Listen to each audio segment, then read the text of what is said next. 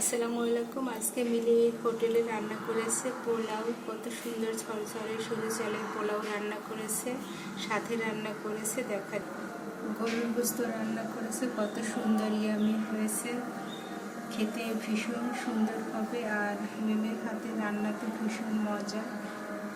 এগুলো আজকে মিম রান্না করেছে, খুবই সুস্বাদু হয়েছে, কত সুন্দর কালার, মনে হচ্ছে যে হরিণের গোস্ত, আসলে এটা গরুর গোস্ত। সাথে আছে লাউটাও রান্না অনেক সুন্দর হয়েছে। এক বেলা শশা, কারণ শশা খেলে শরীর ভালো থাকে, কতগুলো শশা কেটেছে। সাথে আছে লেবু, কাঁচামরিচ, কত সুন্দর করে ঘুচিয়ে রেখেছে। সবাইকে ধন্যবাদ। মিম, তোমাকে অসংখ্য ধন্যবাদ। আর তোমার সাথে যে তোমাকে সহযোগিতা করেছি তাকেও ধন্যবাদ।